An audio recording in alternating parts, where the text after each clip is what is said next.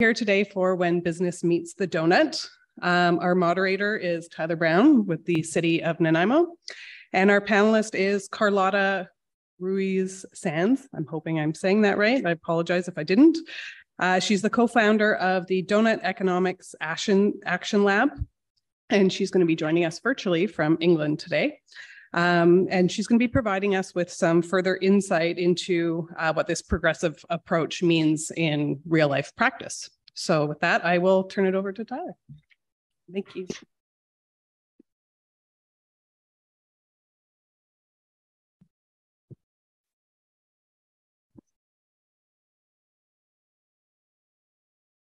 Good afternoon, everyone. My name is Tyler Brown, and I'm a councillor with the City of Nanaimo, and I'm also chair of the Regional District of Nanaimo for a few more weeks here.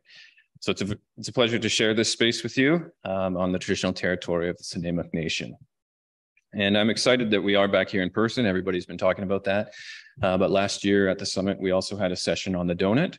And for those that joined us last year, it's good to see you again and welcome back. And for those, this is your first time hearing about the donut or you're just curious, welcome. We're very glad to have you here. Just a little bit of context before I turn it over to Carlotta. Several years ago, the City of Nanaimo was embarking on a major refresh of its official community plan and quite a few other plans, resulting in the staff did all this work through COVID, and it accumulated in the adoption of the plan this last summer. So that city plan, through that process, adopted the donut economics as a guiding framework to sort of frame out the work. And the reason that sort of occurred is cities have a very broad mandate. For you that work in local government or have before, there's a lot of different items that fall to local governments to deal with, everything from potholes to recreation, and increasingly playing a role in larger societal issues such as the unhoused situation, the opiate crisis, climate change. These aren't exclusively local government problems, but local government does play a role. So when your mandate is so big, and the community charter in British Columbia lists the social, economic, and environmental well-being of communities as the mandate of local government, it gets very hard to start to communicate all those different aspects, how they fit together to the public, to interest groups, to developers, to businesses. It gets very hard to articulate all the goals of a city and what the vision for that city is. And it also gets hard to situate different decisions in a framework that makes sense, where you're evaluating the trade-offs of one environment, maybe an environmental initiative, and where that may have positive or negative impacts on the social well-being of the city or the economic well-being of the city. And so when you lack cohesiveness and framework, decision-making gets harder. And so that is a problem we set out to solve. I don't think we've solved it perfectly, nor was that the aim. The aim was to start making sure that we were piecing together all the items that fell to our purview in a cohesive way that made sense, and that we could communicate, and ultimately that we could track and measure to know if our policy choices are having a positive or negative impact in relation to our overall goals. So last year we focused on, and a lot of the discussion that has occurred through the City of Nanaimo has focused on, government's role. And at the end of the day, at least I'll speak to the government I'm most familiar with, our communities aren't comprised of just a council and a bureaucracy or a staffing complement that goes out and does their business. We're not just about services. Our communities are comprised of individuals, diverse businesses, diverse community groups, and a whole host of other stakeholders. Ultimately, it's a partnership when we set out to build whatever is in our official community plan. And I think we often forget that. And so while the City of Nanaimo has done a lot of work with donut economics and the continual process of incorporating some of the principles and the framework into everything from business cases to our higher level documents, a conversation emerges, and it has been emerging in our community about what does that look like for community groups or individuals or businesses that see themselves or are wanting to see themselves align with the principles and the vision that the city has adopted. It's a really great question. We don't have the answer to it locally. We've embarked on some of that work to figure out what that answer might look like. And that's why I'm excited that we're joined again by Carletta to share some of her wisdom. So she is very gracious with her time. It is very late for her in the UK. I'm going to turn it over to her, but just a little bit about her. She is the co-founder of the Donut Economics Action Lab, DEAL, and she's DEAL's strategic lead.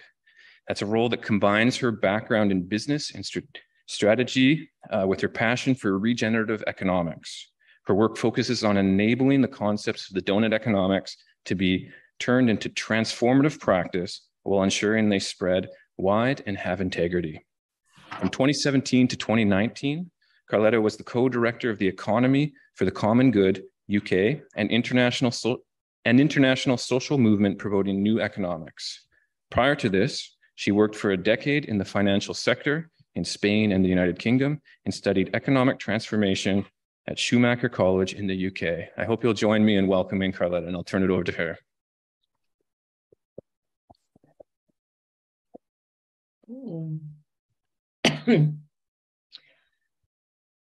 Right. Well, hi, everyone. It's really a pleasure to be again. So thanks for having me back again a year after. It's also so just beautiful to see people together, which was really not thinkable a year ago. So yeah, I'm also very happy that I can at least come and join online. So thanks again for the opportunity. Thanks, Tyler, for the introduction. It's always so refreshing to hear why some governments and some communities and regions choose to actually choose to explore these concepts and to take them locally to the context. So that was actually really refreshing and reminding of some of the work that we do. So for those who were here last year, some of the I'm going to be bringing again some of the concepts that I shared, because probably not everyone was there, and so it's always tricky to know where to start. I'm going to be starting and talking just about how we're applying these and what are we starting to see as patterns in cities and places that are choosing to adopt these concepts, not only from local governments, but also from community-led initiatives. We'll have a bit of conversation with Tyler, and then I'm going to be moving to explore what it means for business. And there's a lot of questions around what these concepts really open, or what are the questions that open for business. So I'm really keen to share a bit of the work that we've been developing in the past year and that we will be publishing soon. Okay, so I'm going to share my screen and make sure that it's actually working. So let's see. So is the yellow screen working? It's working. Yeah, brilliant. Okay, cool. So I wanted to start my presentation today just by talking a bit about the ongoing transformation of economic thinking. And I wanted to do it through pictures, because pictures are very powerful and they can profoundly shape what we see and what we don't. So when I ask students worldwide, or anyone that's actually studied economics in their lives, and I'm sure a lot of you have, what's the first image that we remember learning in economics? The answer is pretty much the same all the time, and that's the cross between supply and demand. And this is always, for me, a very extraordinary place to start, because it sets the market at the very center and only vision. And we set price as the metric of concern, and it means that anything that falls outside the price contract, it's understood as an externality. And so we find ourselves in this situation in the 21st century where we keep talking about the living world as an environmental externality. And so I think that needs to be bringing alarms already, because the framing is outdated, I believe. Now, if we also think about the selfie of humanity, who we are, the self-portrait, well, all too often we're still shown up in the most of our traditional models as a rational economic man. And it looks like a bit like this, because it's never drawn, but I think it does look a bit like this. It's usually a man. It's standing alone with no dependence, with money in their hands, ego in their hearts, and a calculator in its head. And of course, nature at the feet. And the real danger of this portrait is that the more that we learn of him, the more that we admire and try to mimic its traits. And in fact, research shows that students say that they value competition and self-interest over altruism or collaboration as they go from one year to the other in their degrees of economics. So who we tell ourselves we are shapes who we become. And then the goal. So what is the goal of economics? And the goal is so deeply rooted that it's never even really drawn, but it's invoked in every textbook, in every speech of our politicians, of our economists. And this is the endless growth of GDP. And again, I think this is a very bizarre goal for an economy, because in our days, we have far richer economies than we've ever had. And still our economies believe that our success lies only yet in more GDP growth, regardless of whether these economies are indeed resulting in thriving people and thriving balance. So all of these mindsets, I believe, has had for sure caused some of the situations that we're having right now. If we reflect of how the 21st century has begun, we know it's been a century of repeated crises, and these are all crises that are interconnected and interlinked, and they're continuously showing how there are inequalities that persist of race and power, of gender, of inequalities in some countries and others. And all these crises also show us that we are deeply interconnected with each other and with the rest of the living world. And so it's interesting to see and to reflect how some of these crises, in fact, arise from the very systems that we've created. And so with all of this in mind, we believe that it's time for really rethinking and bringing about a new vision to guide the 21st century. And this is what we offer precisely in the shape of a donut. And the donut, it's offering a radical new compass to guide humanity and its prosperity in the 21st century. So the aim, it's to leave no one falling short of the essentials of life in the hole in the middle. So no one should be short of water, food, health, education. These have all been crowdsourced from the Sustainable Development Goals, which means that all the governments in the world have agreed that every person has a claim in meeting these essential needs. So leave no one falling short, but at the same time, do not overshoot the ceiling, that ecological ceiling, which is made out of 9 planetary boundaries, which are Earth's life-supporting systems that keep this unique, delicately balanced planet a sweet home for humanity and all species here with us. So we need to aim to meet the needs of all people within the means of the living planet and come to live inside the safe and just space for humanity in the donut. And science already is telling us that we're very far from reaching this goal. So all this image shows the extent to which people are falling short of the essentials of life and the extent to which humanity has already overshot planetary boundaries. So we know that there's billions of people not meeting the essentials of life. And we also know from science that while we still have human deprivation, we have already collectively exceeded 4 of the 9 planetary limits. So climate change is hitting harder, sooner. There's been excessive use of fertilizers on Earth, excessive land conversion. There's been catastrophic biodiversity loss. So the challenge that we have in this century is to eliminate all the red that we see in this image and to come enter the donut from both sides. And this has never been done before. So we're raising up, and that we're seeing that the old paradigms, the old economic models, theories, conventional business models were just not designed to address this challenge. So how do we come into this space? And donut economics proposed to start economics from a fundamentally different space. So this is the diagram, the picture that donut economics uses to start to talk about economics. we call it the embedded economy. And what it shows is that our economies is a subset of society. It's a social construct. It's formed of social relationships, and it's also embedded in cultural, legal, and political institutions.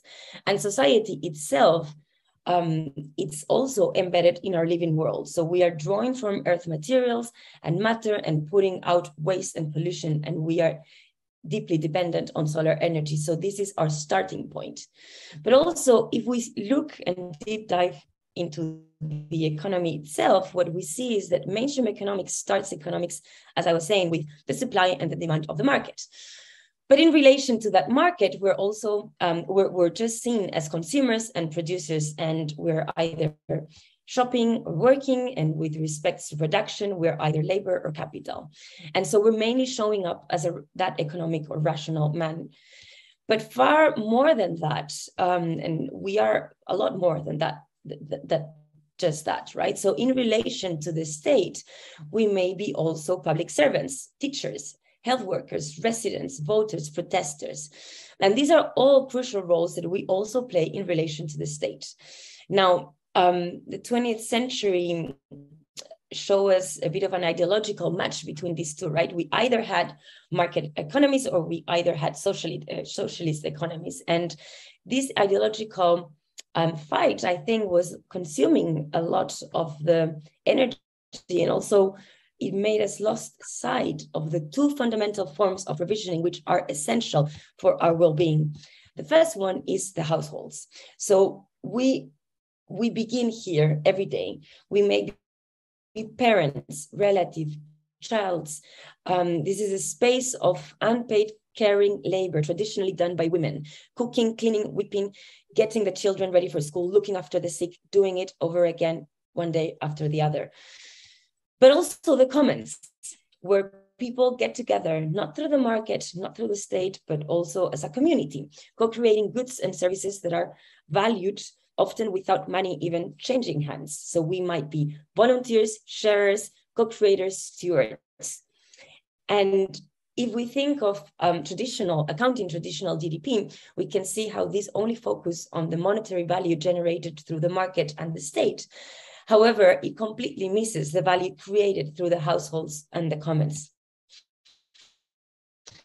And it was very interesting to see how the COVID crisis made this really visual and really relevant. So when the market was closed, what we saw was suddenly the role of the other values also much more prominent. So we saw how really key workers and people that were keeping society going were crucial.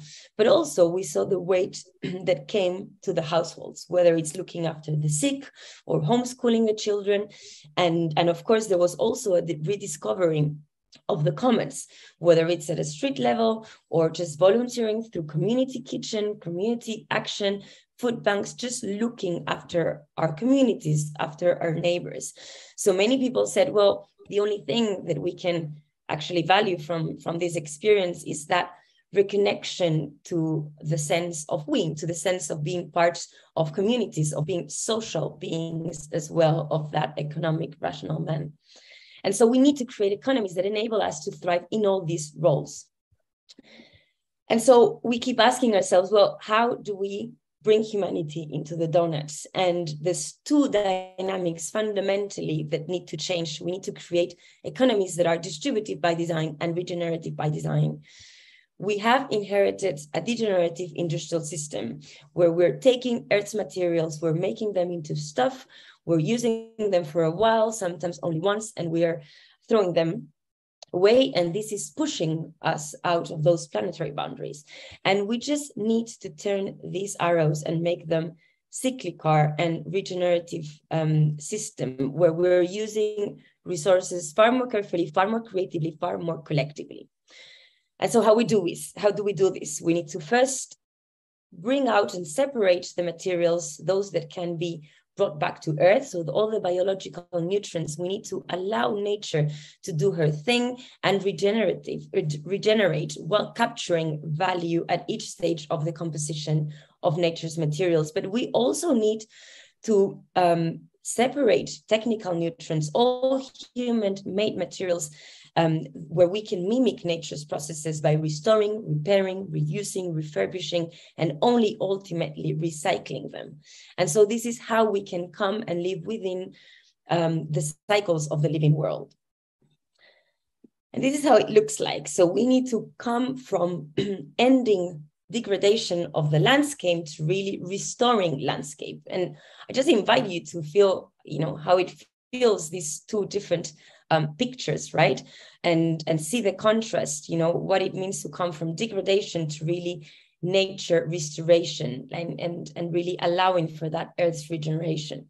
But also industries, instead of dumping our waste in the neighborhoods of the world's poorest people's neighborhoods, we need to be enabling economies that facilitate the reuse, the repairing, the resharing, connecting, correcting, really creating that regenerative industrial economy. And of course, we haven't done this before. We're just started to learning what this all means in practice. But we have also inherited economies that are designed in many ways through technology, through law, through enterprise, in ways that have tended to concentrate value in the hands of a few. And that's why we keep seeing the rise of the global 1% in the world. We need to create economies that share much more the value and the opportunity in ways that are much more equitable with all those who co-created. Again, so how does this look like? If we think of the housing situation, and we know that most of high-income countries, we are facing extreme housing crisis situations. Housing is unaffordable, but it's also been completely sold out to investors who see this just as a great investment, a way of making money, where we've almost kind of lost sight that actually housing, it is first and foremost a human right, right? So how can we change that divisive and centralized understanding of what houses mean really to a much more distributive? And so we see examples in cities like Vienna, for instance. 60% of Vienna's residents live in social housing, which is owned either by the city municipality itself or by subsidized cooperatives.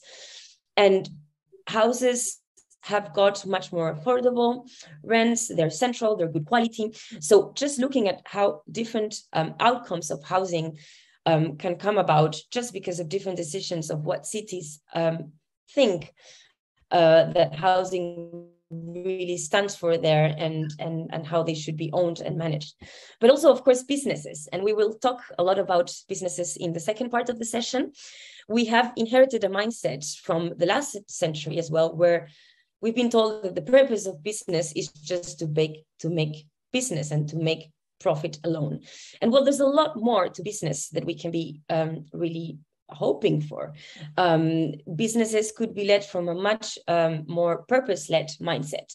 And of course, yes, we need to make profits, but we also need to be driving our businesses to meet some much bigger purposes in the world, to really create and regenerate and generate social, ecological, community benefits. So how can we really transition to a much more distributive way of understanding businesses?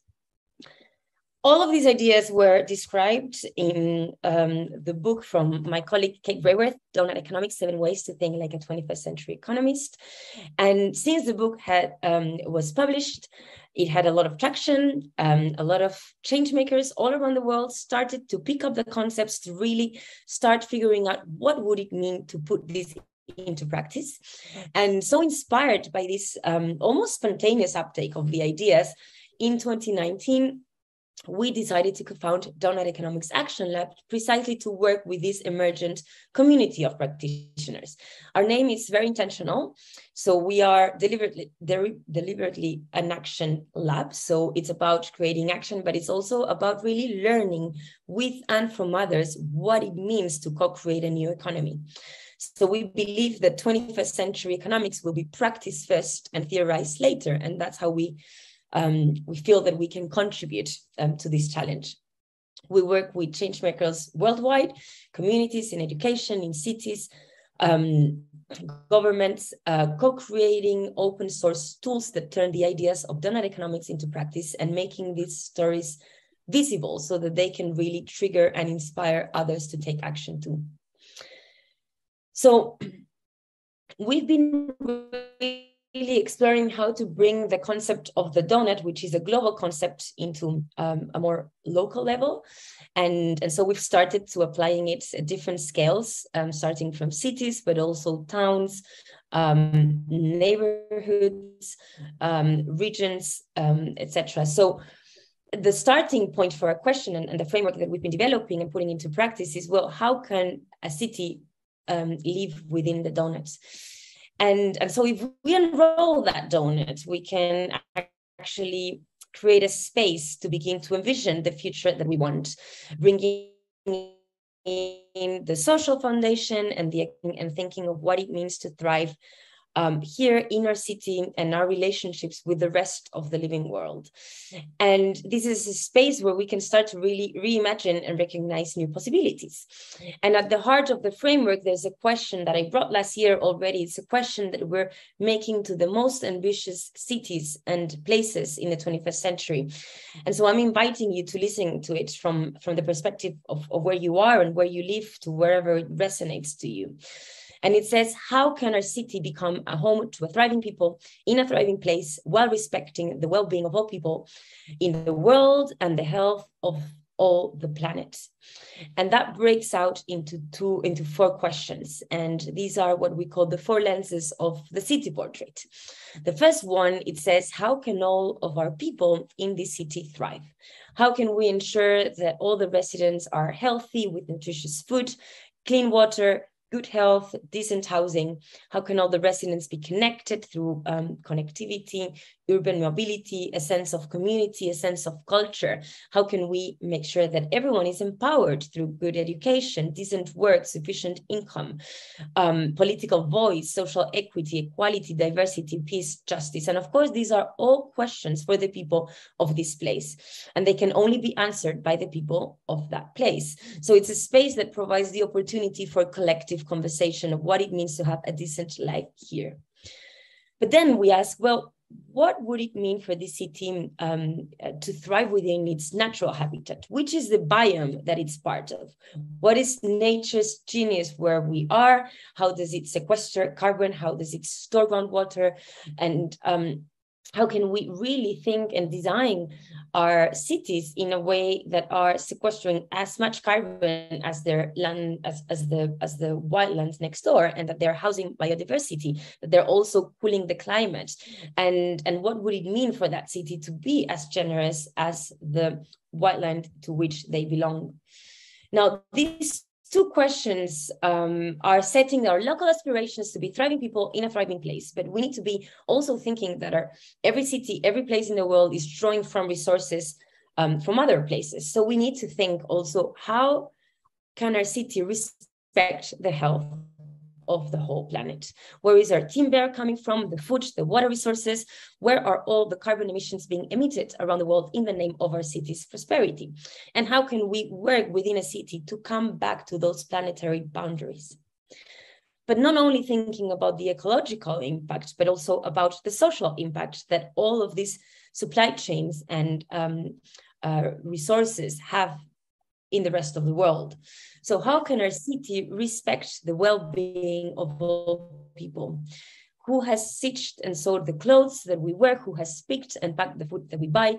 Who dug and transported the minerals that we build, with which we build our homes, our buildings? How can we really respect the rights of everyone and all of the communities in which they live? So these 4 lenses make up what we call the city portrait, and every place that has engagement, that is engaging with these concepts, are really diving into this. In the past 2 years, we've been just delighted to see many cities, many places, towns around the world really starting to pick up these concepts, these tools, and really started to put them into practice in many different ways. And these 4 lenses that I just shown, as I was saying, they've been in many cases the starting point to a lot of these conversations and a lot of these processes. And it's been fascinating to see that it's not only obviously happening in cities, but at very different scale. So from neighborhoods to regions, some nations also starting to look at these concepts for the whole nation. And this map is now showing the whole range of place-based initiatives that are engaging with donut economics, some of them led by local governments, some of them really led by community work. And so it's just fascinating to see the many different ways in which practice is spreading. And as I said, many of these initiatives have been started by local governments, local administrations, from taking different policies, actions, strategies from very many different contexts in the world. And from this practice, what we're starting to see is some emerging patterns of in what ways are cities and places really starting to bring these ideas into practice. And so we're seeing how city governments are really, in some cases, using it as a guiding framework to set new visions and new strategies for the cities.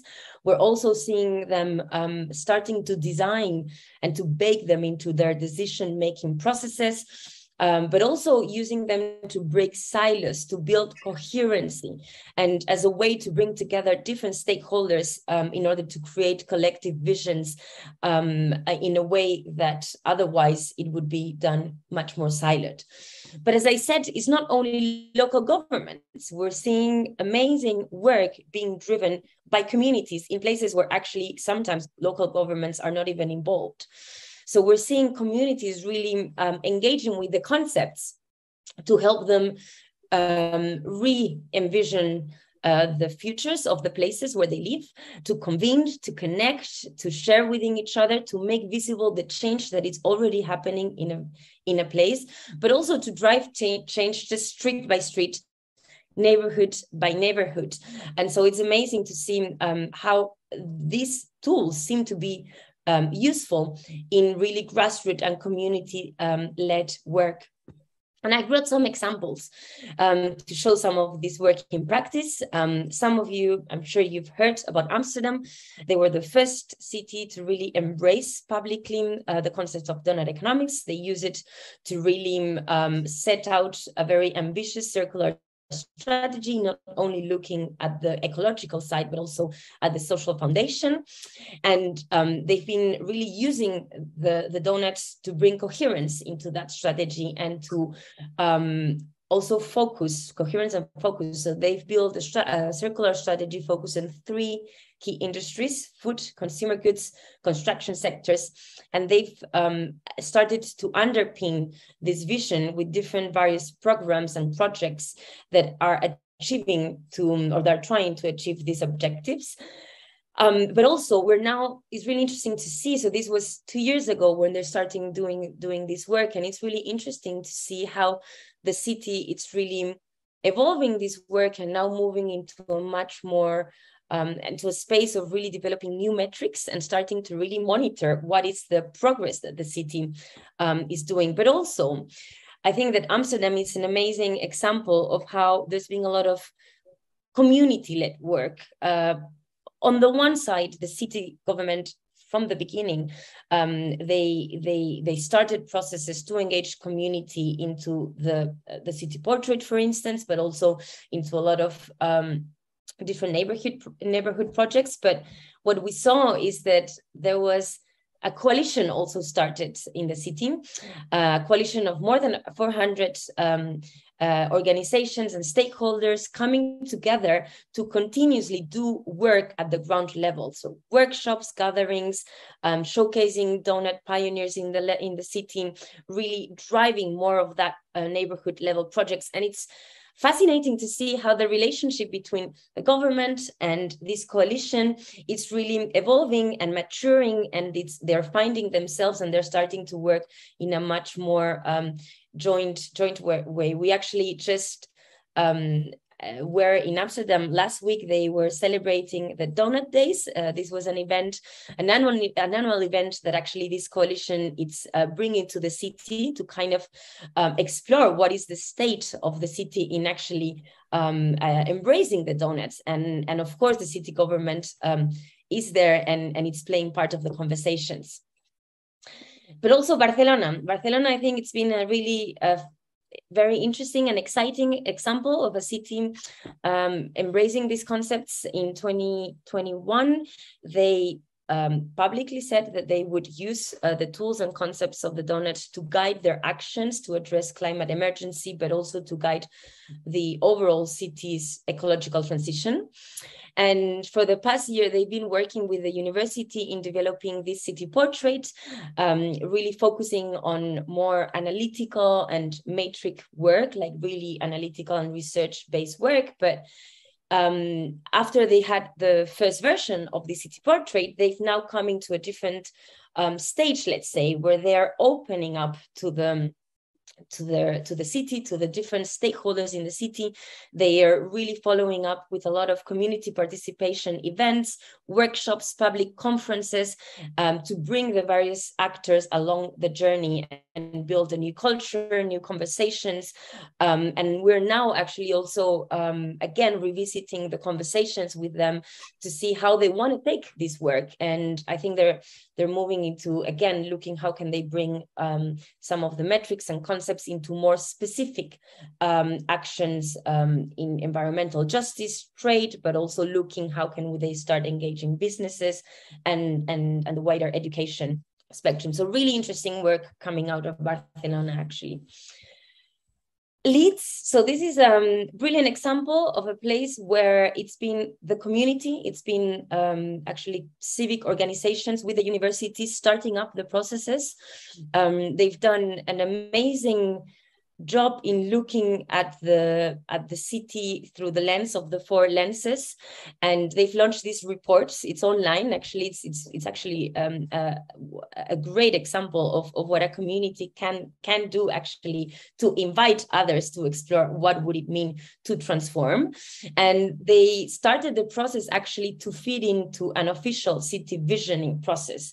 And so the councillors were there in the launch of the report, and now they are in conversations to see where this work goes. And yeah, we're really looking forward to see actually whether there will be any actually specific action coming from the city in this case, which has been approached by the community. Civic Square in Birmingham. So yeah, that's not Amsterdam, that's Birmingham. There's a little error there. But this is a UK organization that's been doing brilliant work in exploring these concepts at the very different level, at the neighborhood level.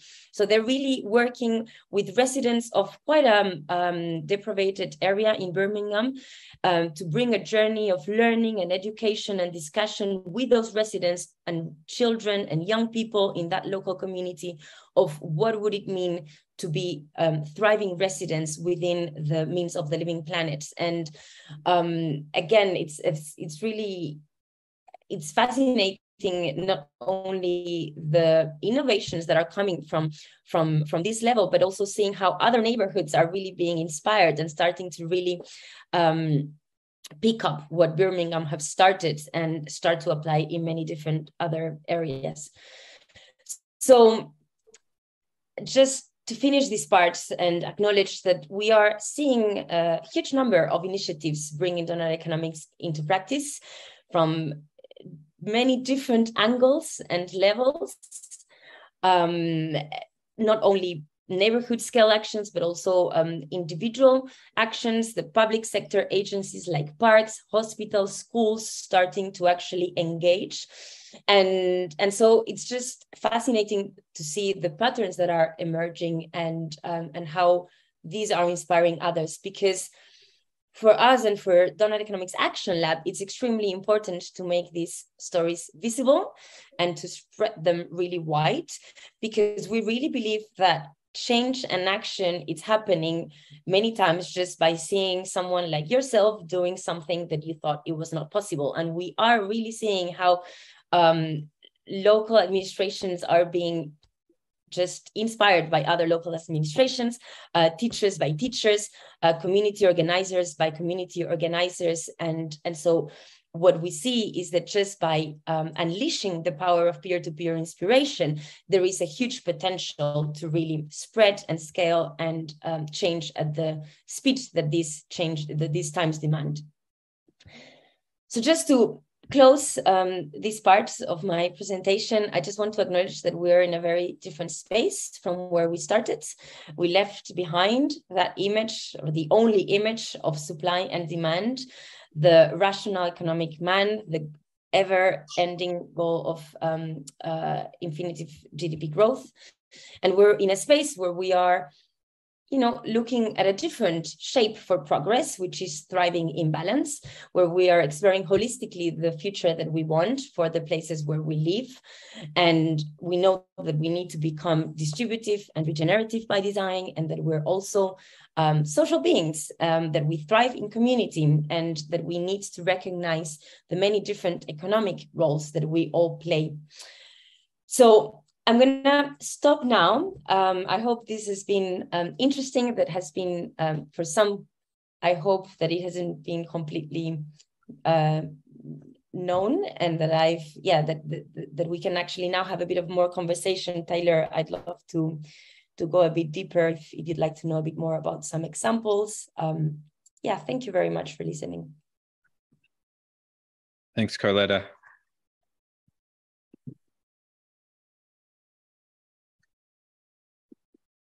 So we have a second part of her presentation that after the completion of that, we'll open it up for some questions.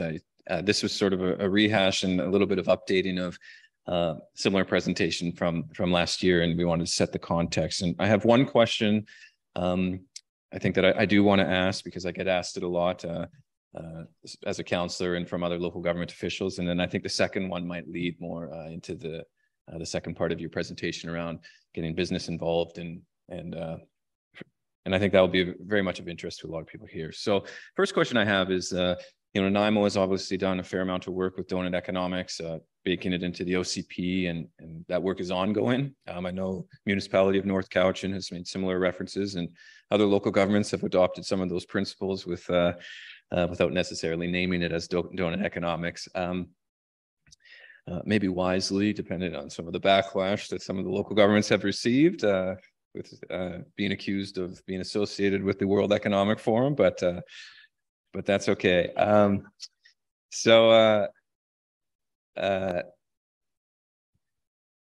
But these are high-level policy documents, and I think a lot of local officials have questions around what does that look like, or do you have? Can you provide some examples of what that looks like on the day-to-day operations or the decisions? I know you touched upon it a little, and I understand a lot of this work is ongoing, but I'm curious if you can highlight some good examples of places that they're taking these high-level principles and putting them into everyday decision-making. Yeah, sure. That's a great question, and as you just said, we're starting to see some of that work in practice, and we're also just really recognizing how different places are choosing to engage in so many different ways.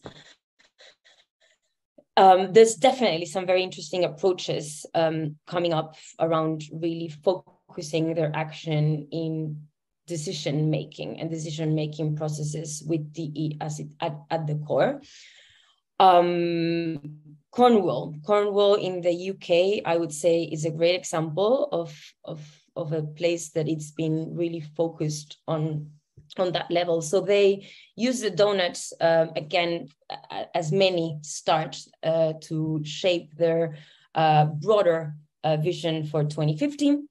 And then they've also developed a decision-making tool, which is kind of accompanying the whole strategy. And they are really using it across the whole council to really assess projects and decisions that will affect the environment and the people within the place.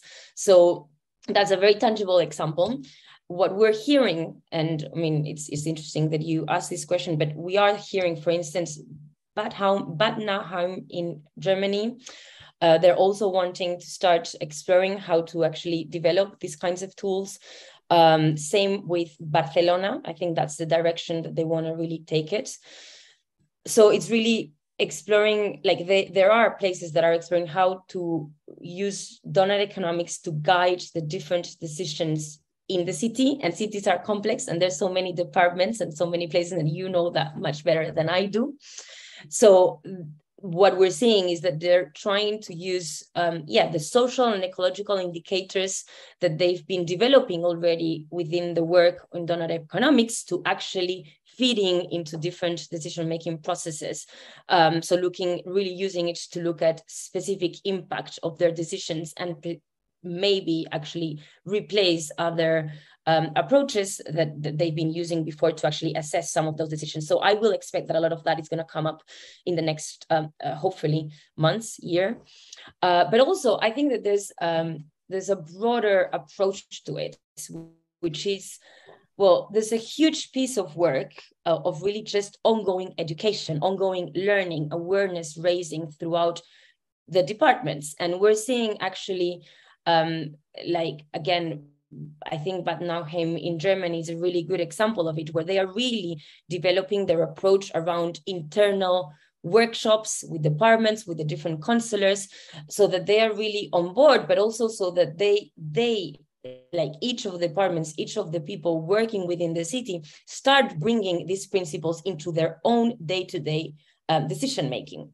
Brussels is another great example of them, of it. I think that they've realized that probably a good way of actually bringing this to the greater region, not only within the municipality, but within the different stakeholders, is to actually just share and really, they've gone almost to kind of a roadshow with donut economics and really going into deep kind of workshops and awareness raising sessions, so that everyone in the different departments and areas can start feeding into their own decision-making processes. So yeah, I hope that we can be sharing more of those specifics and that we can, and especially that cities can be learning from each other what they're doing. Yeah, thanks so much for that. And the next question, I hope, leads into the next portion of your the presentation around, how does the donut fit with businesses, and I know that's ongoing work as well. So I'm very excited. I haven't seen portions of that, so I'm personally excited to see it. But often we get the question. We've seen backlash to donut economics locally. We've had and rightfully so. I think we should be hard on ideas and soft on people, but we've had councillors within the city that I represent ask some questions around what does this mean. Sometimes people do quick Google searches and it doesn't always produce the most in-depth results, and that can be difficult to engage with. So my question is, the comment out of Nanaimo that got a lot of traction was that donut economics is a very left-wing philosophy, which basically says that business is bad, growth is bad, and development's bad. So that's why I'm excited to see the next portion of the presentation. But my question is, how do you respond to some of these misconceptions, especially by those that may have just done a quick Google and seen the first one or two articles that pops up? Great. Okay, that's an important question, I think. And I usually start by recognizing that it's not about growth is bad or business is bad. It's just by recognizing that the first thing that we need to see happen in the 21st century is that we're coming back to planetary boundaries. And we've seen the collective overshoot that we have in the planet. And I haven't shown today national data, but that's the picture that comes out from every high income country. Huge overshoots on planetary boundaries. So the fundamental metric for progress in the 21st century is to meet everyone's needs within the means of the planet, of the living planets. And so that will mean a radical and profound change. And it means changes in many aspects, and it will bring a lot of changes to industry. Some industries need to expand, and we need to see a lot more of some industries, and some of them will have to transform or leave just because they are no longer compatible with the conditions of life. Now, the issues or the question about growth it's not that, it's not that growth is bad. It's that the challenge that donut economics sees, or the problem that we see with growth, is that we've got economies that are structurally dependent on economic growth. So the aim of our economies is to grow endlessly, regardless of then what happens in the process.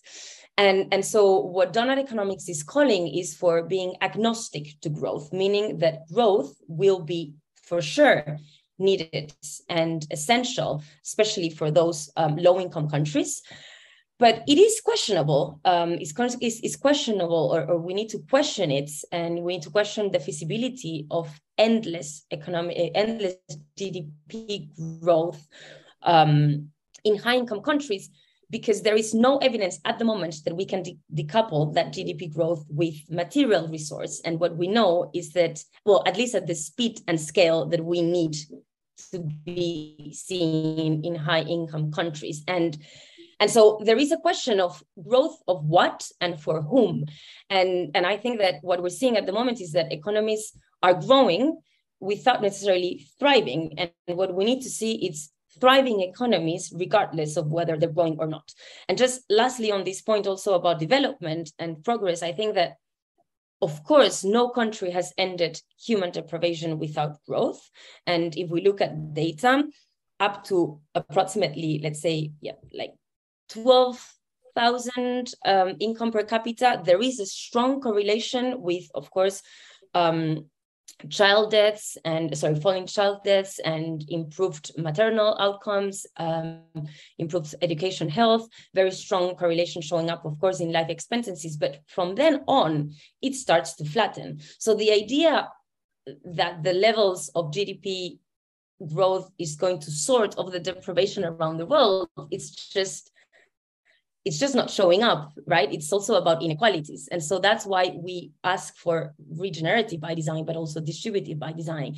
And so again, it's really about questioning, what is that growth for, and what is it, is that growth serving our bigger aim of a society, of our economies, which should be to really create that balance between meeting people's needs and the health of the living planet. Thanks, Carlotta. I think we could probably spend the afternoon unpacking that, but cognizant of time, I do want to get to the next presentation, or part of the presentation, because I want to make sure we do have time for questions from the audience. So I'll turn it over to you, and away we go. Yeah. Can I just, how much time do we have left? Because are we keeping the 90 minutes as we started? Even if we started late, and just checking that in.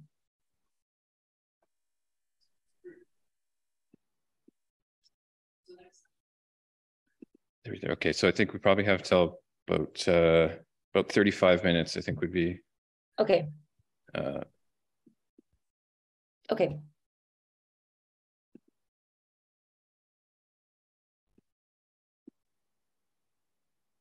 Okay, so are you saying when business meets the donuts? Right, so I'm gonna get started. And I know there's a lot of interest in this space. So what happens when business meets the donuts? How do business respond to the challenge that donut brings? And we've been working closely for the past years with enterprises, members of the deal community, and really creating some core framework tools that are consistent with the transformative ambition that the donut brings. And we're really excited of sharing this, and we will be publishing soon, so that actually, cities like, of course, Nanaimo can start also looking a bit more about on this aspect, and bringing on board and having the conversations needed with businesses, of course. So the question is, how can businesses aim to the donuts? And again, here, I just want to bring in the dynamics that I mentioned in my previous presentation. We need to have businesses that are regenerative and distributive by design. And I've explained broadly those concepts. So I'm going to just briefly bring it to the world of business. So we need to go beyond that degenerative and linear industrial model, which is causing so much degradation. We need to move to a sustainable, but eventually to a regenerative one. So we need to stop aiming for just doing 100% less bad. which is the sustainable approach to actually move beyond and start to repairing the damage that we've done, where businesses began to really be as generous and as we've seen nature being, and creating solutions that are restoring the ecosystems and enabling a circular economy where we can share resources far more carefully, far more collectively, far more carefully. And so good news is that we are seeing some examples of solutions of businesses that are beginning to see and to create businesses that work with and within the cycles of the living world. You might have heard of Fairphone. It's a Dutch-based brand.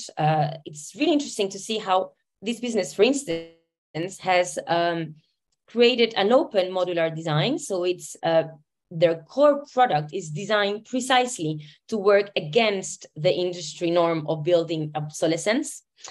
So this is a really interesting example of a business that is really pushing. And in fact, it was actually started as a campaigning against the phone industry. And it's also really interesting to see how Fairphone was never really owned in a way where its purpose was to maximize profits. So it was always deliberately crowdfunded so that it can have a lot of flexibility in the way they were actually shaping their initial steps. So great example of modular product to the market. But also another great example is Interface. So they've been in a fascinating journey of becoming regenerative by design. And of course, they're not perfect, but they set themselves to become net zero, to be 100% renewable energy based by 2020, to run on the principle that waste from one process is food for the next process. And they dropped over 90% of factory waste since 1996, which is huge. But also they've more recently lifted their sights and gone to the next level, and they've started reintegrating materials that have been dispersed into the living world back into the system, buying disused and discarded fishing nets from fishermen and returning them back into the carpet. So further still, they're now starting to ask themselves, well, what would it mean for our factories to truly behave as the ecosystems in which they're located? So they've started really exploring how to design their factories as a forest. So how can their factories sequester as much carbon, store as much groundwater, purify the air, create as much soil, cool the climate, just as the wetlands next door do? But also examples of really interesting partnerships. For instance, the Body Shop, they started to embody principles of fair trade in plastic recycling. So thinking of all those waste pickers in India who face many of the same challenges of poverty, marginalization that people in agriculture, people in factories around the world face, some even worse, they've started to aim to reach the same principles of fair trade and apply them to how these communities and groups are operating. And they've successfully implemented the world's first fair trade plastic recycling of this scale. They've reached requirements of this global brand and are now producing recycled plastic in fair terms. Lastly, Houdini, another great example of what would it mean to shift to regenerative practices. This is a Swedish garment sportswear brand.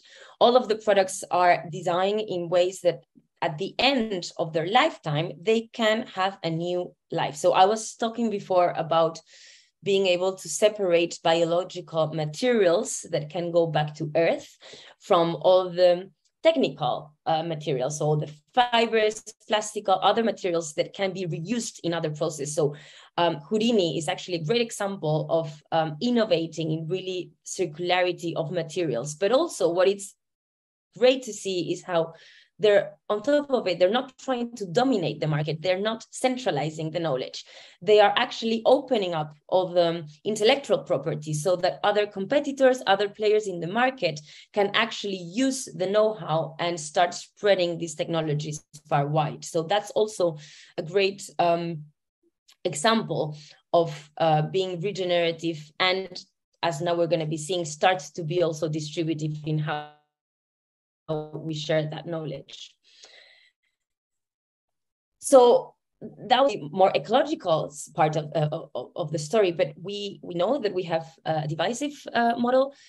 We know that businesses need to move beyond a model where we're just like making poverty wages and insecure employment to, of course, a much more inclusive one, providing living wages, starting to share a lot more of that knowledge, technology, much more collaboration. But that should be really the bare minimum, because we need to quickly move beyond that inclusive state too. We need to be distributive. We need to be sharing the profits back with everyone in society who co-created them. And we need to be opening up the design. We need to be opening up the way we share patents, the way we share knowledge, because that also will benefit a lot more people than if we keep them centralized. So we need to move from divisive to distributive as way in the way we're designing businesses. Some examples of, again, solutions that we're starting to see, really deliberately thinking of how can we share opportunity and value with all those that co-created. El Puente, that's a multi-million euro company based in Germany. They're actually co-owned by its suppliers, by its own workers, by their communities. And their model of multi-stakeholder ownership and governance has allowed them actually to function in a very different way than a lot of the mainstream fashion and food sector that they compete with. So for instance, during the pandemic, we were seeing how manufacturers in Bangladesh, in Latin America, they were really being slashed and like really being pushed to renegotiate their contracts from global brands that started to push down the risks of the pandemic into those who least could afford it. And what we saw is that Del Puente was doing the opposite. They started to provide upfront payments. They started increasing their orders. They started providing financial flexibility. And this was obviously only possible of how they were really owned, because there were the suppliers and the organizations within the supply chain were actually part of that decision-making. And so they were baking that resilience within their very deep design of the enterprise. Examples of different kinds of ownership, like Richer Sons, for instance, they're really transitioning into a very different model to what is common within the retail sector. So they're transitioning into employee ownership, leaving away, of course, not only minimum wages, they're stepping up to living wages, but they're also sharing back profits with the workers, with the employees who made that possible. So again, a deliberately distributive model that they're reaching. Airbnb, they are focusing creating a platform in response to the mainstream approach to tourism platforms. And they've set a model where half of the revenue that they collect goes back into the communities they impact. They have their own organizational structures really designed to determine how they're going to be spending the money and how that money is distributed, but also being very deliberate on saying, well, only landlords that have a maximum of 2 properties can list on the site, instead of actually just allowing for the misuse and abuse of massive landlords, as we've been seeing in other platforms. So they're being really deliberate as to how they are sharing back and they're distributed the source of wealth that they are dealing with. Of course, taxes, and we're seeing companies like Lush, for instance, really joining and doing big commitments about fair taxes, which is a commitment to pay the right amount of tax in the right place at the right time, whereas we know that many companies actually, sadly, still spend huge amounts of money actually thinking how can they pay least amount of taxes in few places, as little as possible. And so those are the kinds of solutions, the kinds of practices that we need to be seeing in the world of business. And the ambition is big, and the transformation that we need is big. So what we see is that the biggest innovations that we need in the 21st century that will bring humanity in the donut are very often limited by the current design of the business. So what we are proposing at Deal is that we need to look at the entire design of the enterprise if we want to unlock those real transformative innovations. What we've seen in the 20th century is that we were dominated by an extractive enterprise mindset, where we were only asking one question: how much financial value can we extract from this enterprise?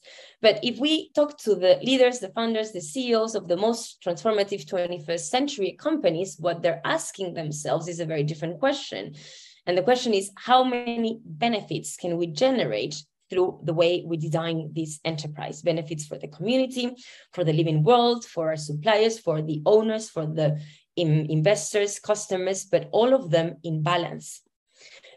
And so we ask ourselves, well, what is it that leaves some companies trapped in that extractive mentality, while others are really dancing in that generative space? Because we can all, I'm sure, think of companies that sit at both parts of the signpost. And here we draw on 5 key design traits set out by Marjorie Kelly. Her work has really inspired how we bring donut economics into the world of this business. And so she really looks at all of these traits because we really fundamentally think that these traits will determine what business can be and do in the world. So the first one is purpose. What is the purpose of a company? Why does it exist? And what purpose is it in service to? Is it only serving maximizing its own returns, or is it in service of a bigger purpose, a living purpose far greater than itself that it's merely contributing to? And we can compare again. So for instance, a fast fashion sector where clearly the purpose is to be selling as much more stuff as quickly as possible, as cheap as possible. We can comparing with other businesses in that industry. For instance, Manos, it's a company in Uruguay. It's owned by 12 women producer cooperatives in the poorest regions of Uruguay. 10 of them are weaving the fabrics, 2 of them are dyeing the fabrics using natural dyes. They're making designer style quality clothes, and they're actually already selling in some of the high-end markets in the world. But the purpose of the business, it's been since the very beginning to really benefit those women. Every decision made, it's started by thinking, how can we maximize the opportunity and equality of the women that are making these products? So really, really different contracts of the different kinds of purposes that a business can choose to pursue. But also the relationships, our networks. So how is our business networked? What is the customers, the suppliers, the staff, the governments, the communities, the partners, and what new connections must it build? And what outdated relationships do we need to leave behind? And essentially, we're calling for moving from 20th century model of commodifying everything to really getting to a point where we're establishing deep supply partnerships. And I think that the Fair Trade World organizations, they are being really deliberate about creating long-term partnerships, long-term commitments. Magis, it's one of them. They're really focused in really creating that long-term support to the suppliers and the people that are part of creating these products. And of course, looking at the networks also means, or it means for businesses to really leave behind regressive alliances that are holding back government action, and they need to be joining progressive ones that are aligned with a much more regenerative and distributive purpose. Governance, how do we make decisions in a business? Who is in the board? What are company rules? What are the metrics of success? And again, we're calling from moving out of that 20th century model of governance in service of financial benefits only to one that is in service of a social and ecological benefit, right? So one that it's really ensuring that there's benefits for all the stakeholders. And so if you think of the typical venture capital funded businesses that are expecting incredibly high returns. Of course, the governance around those businesses are typically meaning that accountability and transparency and decision-making priorities are all around how do we increase growth as quickly as possible for those shareholders.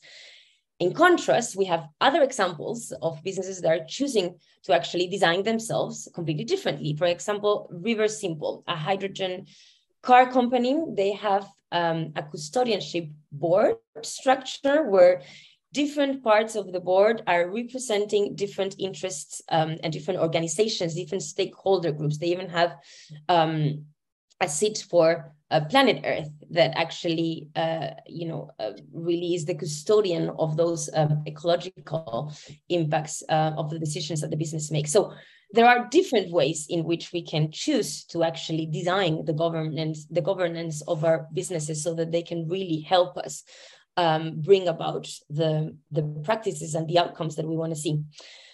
Going a bit deeper, how is the company owned? Is it owned by the founding entrepreneur? Is it owned by a family, by its employees? Is it owned by venture capital, by the shareholders? We need to also move beyond the old ways that are many times holding back businesses to more inclusive ways of owning businesses that will enable much more bold solutions to the challenges that we face.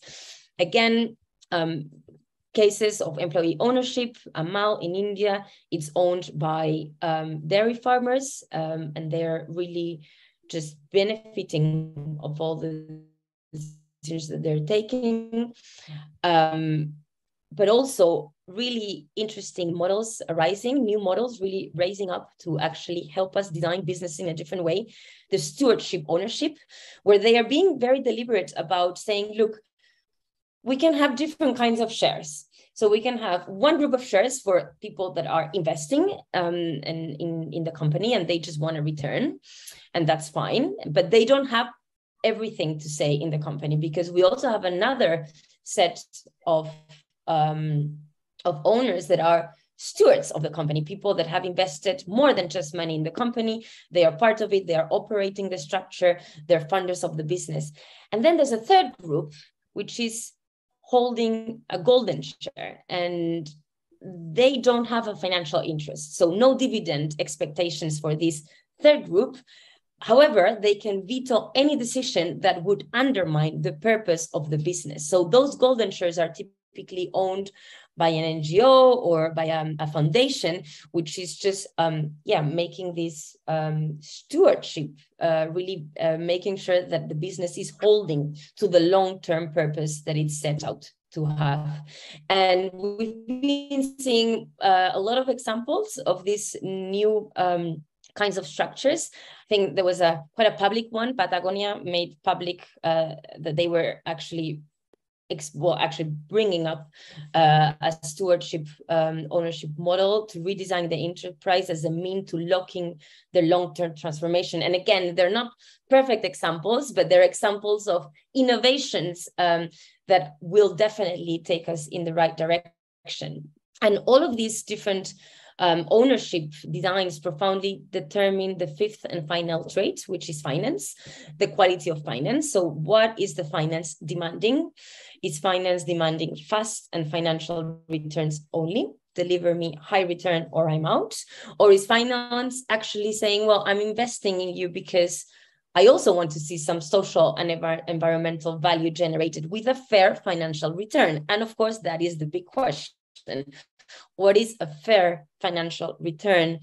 And that's of course the tension that we need to explore.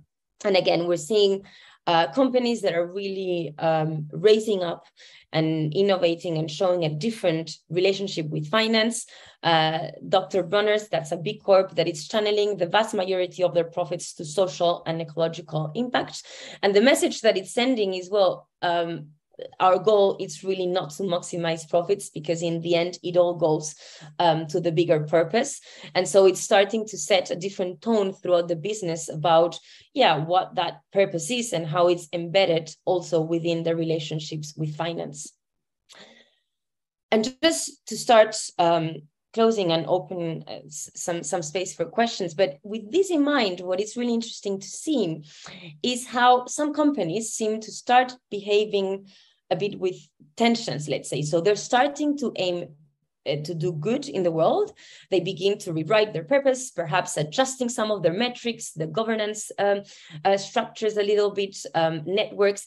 But when it comes to how they're owned and how they're financed, so what finance is demanding, they're very likely still facing, an old mindset. And so this, of course, brings a lot of tensions. And it's also really interesting to see how we've seen this happening in some very famous and very public cases. For instance, Unilever, in 2017, the purpose of the company was really clearly set out in their sustainable living plan, clearly aimed to contribute to a better world. And it was supported by a very ambitious set of new metrics, new goals to drive in that direction. Also new alliances, joining, really big NGOs calling for strong action in climate change, in water safety. But then when it came to ownership and finance, the company remained owned by shareholders that were ultimately asking the same predominant question: how can I get high returns earlier? And so that seems to be one of the reasons why, obviously, they moved into a hostile acquisition, and now Unilever is really having to adapt. But we're seeing that pattern really reflected in many companies as we're speaking to them. Danone, I think it was also an interesting case last year, most recently, really, having big ambitions and taking really bold changes. And at the same time, at some point, we saw that change in board that really, again, questioned the viability of that transformation. So what would it take to rotate these 5 traits in the direction of generative design? Think of the company that you're part of, the companies that are in your communities. What design traits are pushing those companies back to operating in extractive modes, and what would it mean to change them? But also think, well, what is already being done and what can we do more to continue in that direction? So let's put businesses at the heart of the donuts and ask, well, the way we're making money, is it helping humanity to be in the donut, or is it taking it further out? Is the company aiming to be distributive and regenerative by design? So moving beyond that sustainability, but actually doing more. And of course, think about those fundamental features of a company's design that will determine whether they can actually properly transform in the long term their purpose, their networks, the governance, the ownership, and their finance. Thank you very much. That's all about business. We're going to be sharing this tool. Is going to be open for everyone that wants to explore these questions. We're not aiming for certification in donut economics. What we really wanted is to contribute with an element that we think still needs to be explored, which is that deep design. And so we're really keen to see, how the community, how businesses, how cities also respond to some of the materials that we're going to be sharing, and hopefully they'll be useful in some of those conversations. Thank you very much. Thanks, Carlota.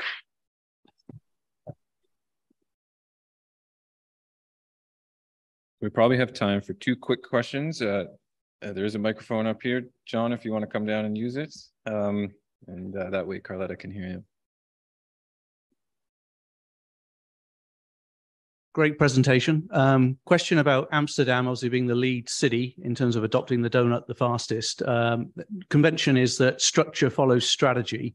So has the city of Amsterdam actually started to look at how they reorganize their government structure to actually accommodate a different way of looking at and behaving towards the citizens and the goal of the donut?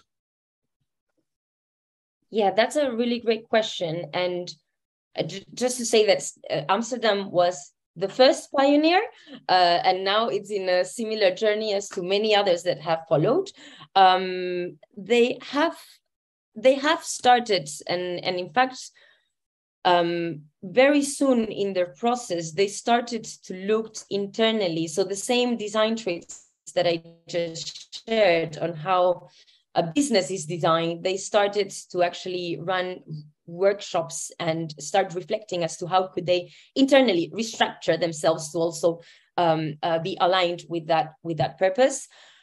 I think that Amsterdam is in a very interesting situation because they just changed political. So they just had a change in political, in the politicians, and I think that we're now actually celebrating the fact that even though the former champion of donut economics has now stepped back and it's out of the party, actually the new people and new leaders are wanting to embrace and are wanting to take this work forward, and we are actually about to have conversations around how can they start restructuring, and we'll hopefully see more in the coming years. Thanks, Carlotta. Any other questions? I know we are a bit behind. Yeah. Depending on how quick this was, this may be the last one, but we might get to another. Hi there, great presentation. Just in the 20th century economics model that you put forward, with the goal being the perpetual and infinite GDP growth, are you ever discussing the probable or inevitable likelihood of population decline in your models? I'm really struggling to hear that. I'm really sorry. If we can maybe repeat, is the sound really that it's blurry? Okay, maybe we'll get you to switch to the mic that we know is working. Sorry. So the last part, are you looking to... Can you hear me now? Yeah, much better. Oh, okay. There we go. In your 20th century economics model, you speak about the inevitable and perpetual growth of GDP as a problem with the solutions we're trying to create. Do you ever bring up the thought of population decline in your thinking, and how donut economics could respond to that? Yes, I can briefly try to answer that question. Yes, of course, the question of how many people we are on Earth matters. The good news is that the curve of population, it's actually flattening. So it doesn't have an exponential growth shape. Where it's going to flatten matters. Obviously, it makes a difference how many we end up being. But the good news is that we also know the policies that we need to put in place to actually make sure that curve is actually flattening.